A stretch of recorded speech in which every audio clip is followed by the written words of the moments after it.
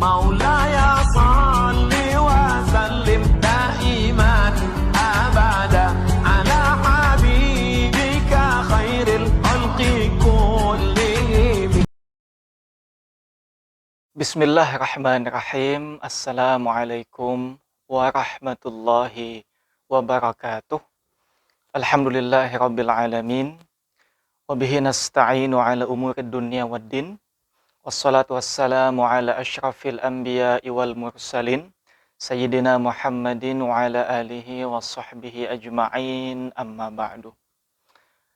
Insyaallah di kesempatan kali ini atau di dalam episode Nahwu yang pertama, kita akan bersama-sama mencoba untuk mendalami ilmu Nahwu, mulai dari akarnya sampai kepada puncaknya, atau mulai dari muqaddimahnya sampai dengan khatimahnya, sampai dengan di akhirnya. Nah, jadi sekarang kita akan mencoba untuk memahami ataupun untuk mendalami sesuatu yang sudah pasti ada di dalam setiap ilmu.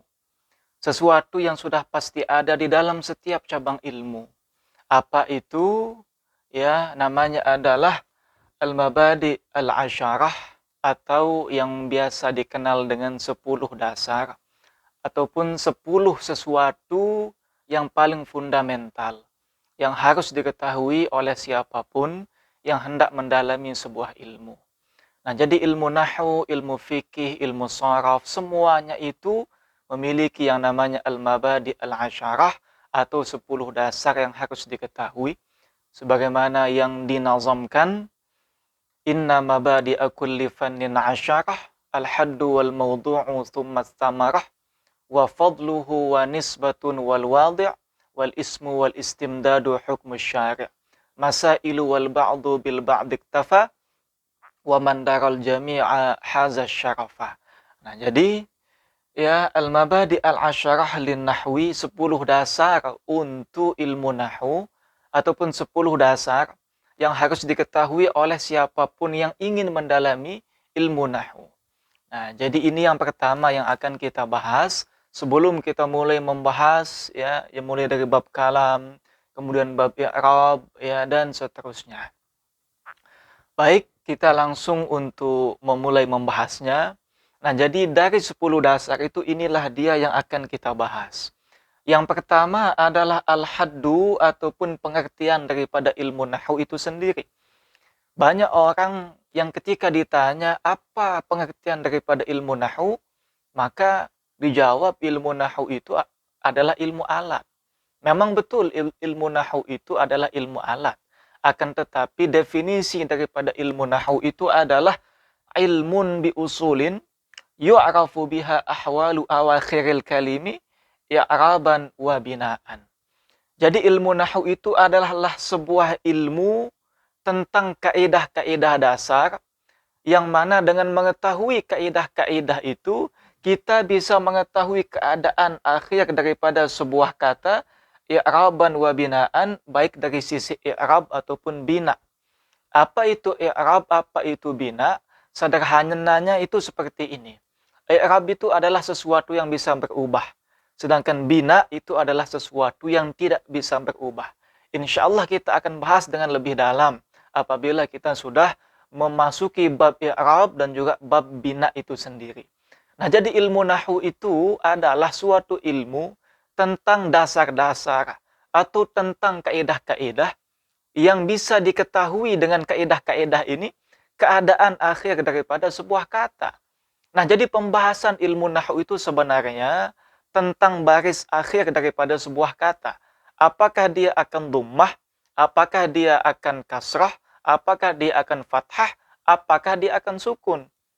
Nah, jadi contoh yang sederhana, lafaz Muhammad.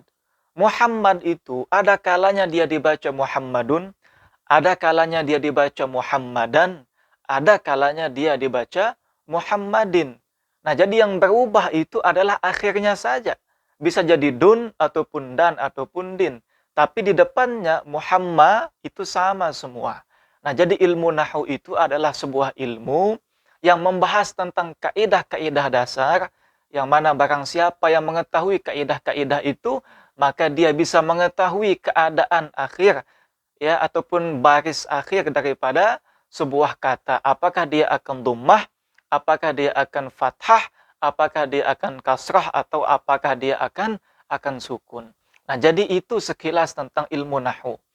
Nah, jadi ilmu nahwu itu sekali lagi adalah sebuah ilmu biusulin, tentang kaedah-kaedah dasar atau tentang usul-usul yu'rafu biha, yang bisa diketahui dengan kaedah-kaedah usul itu tadi, ya, apa ahwalu awakhiril kalimi, keadaan akhir-akhir daripada sebuah kata, i'raban wa binaan, baik dari sisi i'rab ataupun dari sisi bina.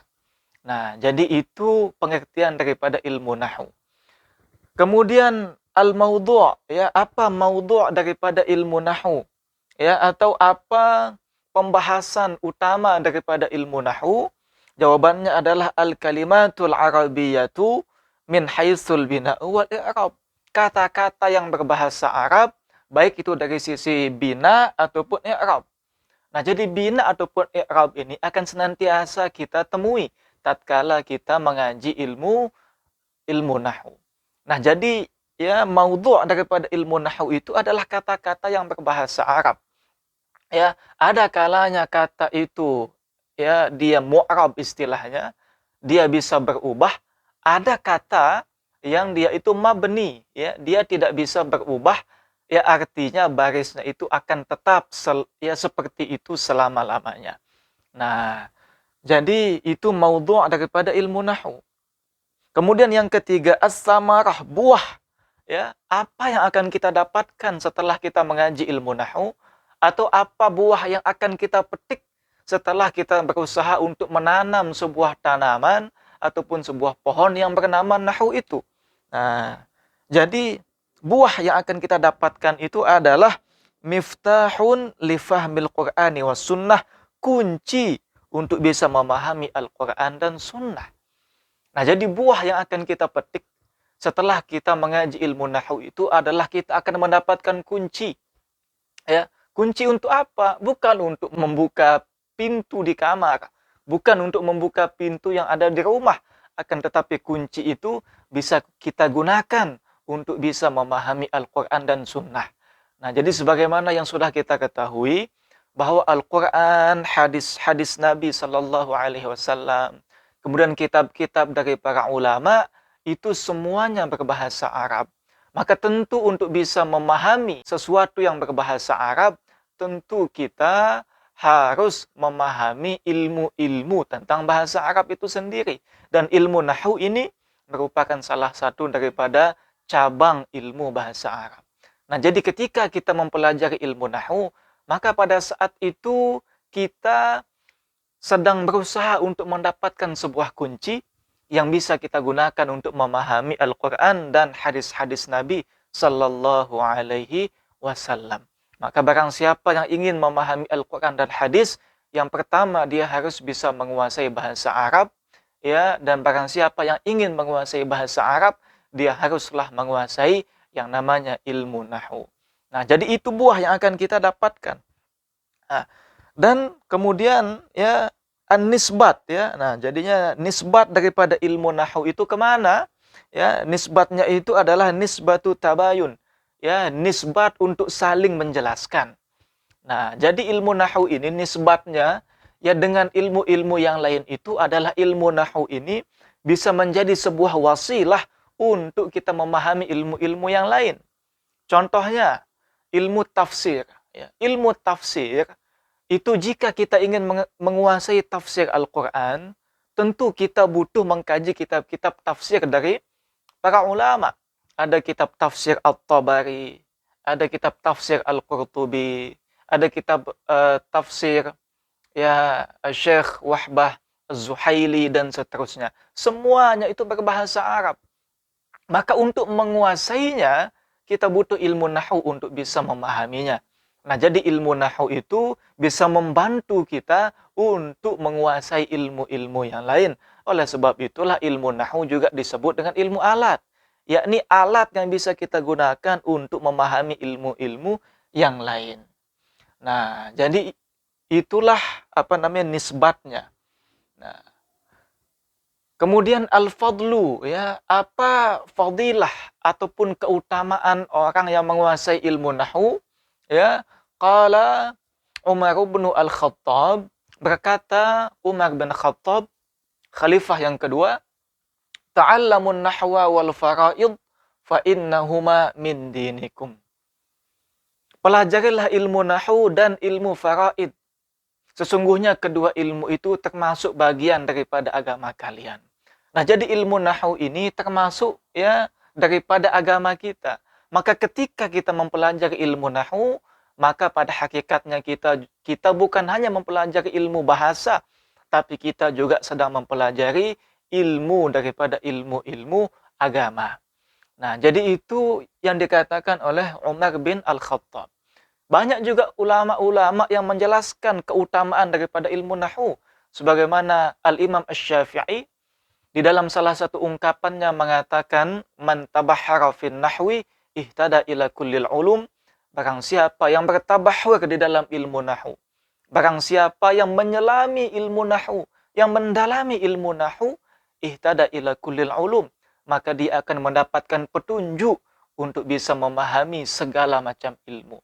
Artinya ilmu nahwu ini sekali lagi kembali ke samarahnya ialah kunci untuk memahami Al-Quran dan hadis. Lebih jauh lagi Al-Imam Asy-Syafi'i mengatakan, siapa yang menguasai ilmu nahwu, maka dia akan diberikan kemudahan ataupun petunjuk untuk bisa memahami segala macam ilmu. Apakah itu ilmu fikih, ilmu tafsir, ilmu hadis, ya, ilmu jarh wa ta'dil, ilmu faraid dan lain sebagainya. Ketika kita menguasai ilmu nahwu, maka semua ilmu itu akan lebih mudah untuk kita kuasai.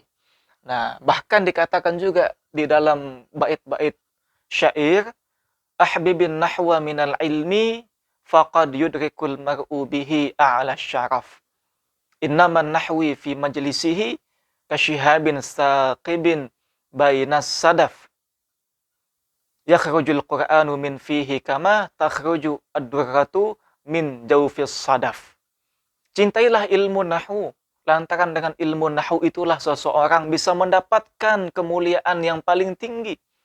Dan hanyalah seorang ahli nahwu itu di dalam majelisnya laksana bintang yang cemerlang yang menembus kegelapan malam. Al-Quran akan keluar dari lisannya orang yang ahli nahwu laksana mutiara yang keluar dari dalam cangkang seekor kerang. Nah, jadi seperti itu keutamaan daripada ilmu nahwu. Kemudian yang keenam, al-wadhi'. Siapa yang pertama kali meletakkan dasar-dasar ilmu nahwu? Jawabannya adalah Abu Al-Aswad Ad-Du'ali.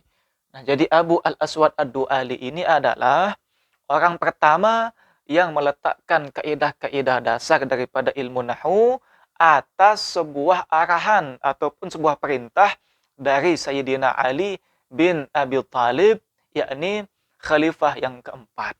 Nah, jadi dulu di zaman Nabi Shallallahu Alaihi Wasallam, ya, belum dikenal istilah ilmu nahwu, ya.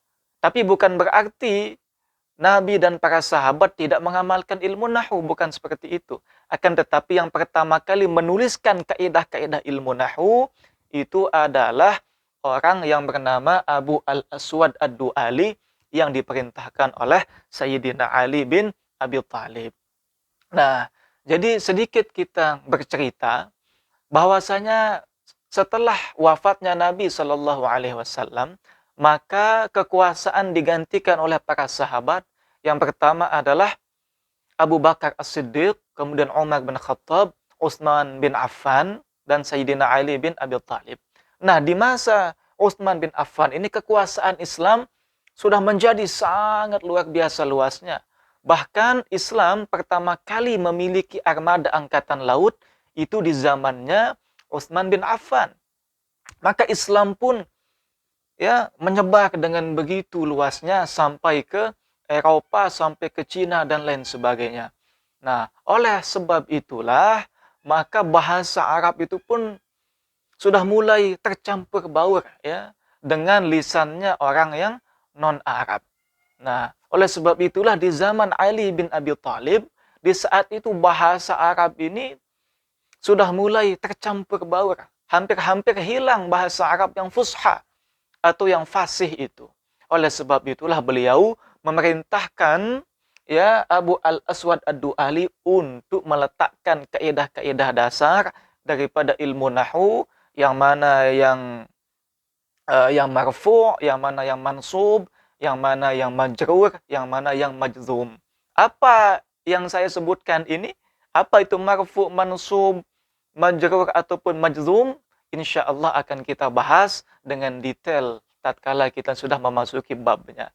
Nah, jadi orang yang pertama kali meletakkan ilmu nahwu adalah seorang yang bernama Abu Al-Aswad Ad-Du'ali, yang diperintahkan oleh khalifah yang keempat, yakni Sayyidina Ali bin Abi Thalib. Nah, kemudian yang ketujuh, al-ismu. Apa nama daripada ilmu ini? Namanya tentu adalah ilmu an-nahwu. Mengapa ilmu ini dikatakan ataupun disebut dengan ilmu nahwu? Ya. Nah, ini sebenarnya ada beberapa pendapat dari para ulama. Salah satunya adalah, ya, ini masih berhubungan dengan al-wadhi' tadi, orang yang meletakkan kaidah dasar ilmu nahwu. Ya, tatkala Sayyidina Ali bin Abi Thalib memerintahkan Abu Al-Aswad Ad-Du'ali untuk menuliskan kaidah-kaidah dasar ilmu nahwu, beliau pun menjelaskan bahwasanya ya kalam itu ada isim, ada fi'il, ada huruf. Kemudian beliau Sayyidina Ali bin Abi Thalib mengatakan, unhu hadzan nahwa. Buatlah kaidah-kaidah itu seperti ini. Nah, jadi diambil dari apa yang dikatakan oleh Sayyidina Ali bin Abi Thalib, unhu hadzan nahwa, buatlah permisalan seperti ini, maka diberikanlah nama ilmu ini dengan nama ilmu nahwu, lantaran sekali lagi Sayyidina Ali bin Abi Thalib mengatakan kepada Abu Al-Aswad Ad-Du'ali, unhu hadzan nahwu, atau unhu hadzan nahwa, buatlah ya yang semisal dengan ini. Nah, jadi oleh sebab itulah ilmu ini diberikan nama dengan ilmu nahwu. Kemudian yang kedelapan, al-istimdad. Dari mana ilmu nahwu ini diambil? Apakah ilmu nahwu ini diambil ataupun dibuat ya begitu saja semau-maunya oleh Abu Al-Aswad Ad-Du'ali? Ternyata tidak. Ilmu nahwu ini diambil daripada minal Qur'ani wa sunnah, yakni daripada Al-Qur'an dan sunnah Nabi sallallahu alaihi wasallam. Nah, jadi Abu Al-Aswad Ad-Du'ali meneliti Al-Qur'an, meneliti hadis-hadis Nabi sallallahu alaihi wasallam yang sahih, kemudian beliau pun menyimpulkan bahwasanya yang mana yang harus marfu', yang mana yang harus mansub, dan seterusnya. Nah, jadi ilmu nahwu ini ya kaidahnya bukan ya dibuat oleh Abu Al-Aswad Ad-Du'ali. Beliau hanya mengumpulkan kaidah-kaidah yang telah ada di dalam Al-Quran dan hadis dan juga telah dikenal oleh orang-orang Arab. Nah, jadi itu istimdadnya, atau dari mana ilmu nahwu ini diambil. Kemudian yang kesembilan, al-hukmu. Apa hukum kita mempelajarinya?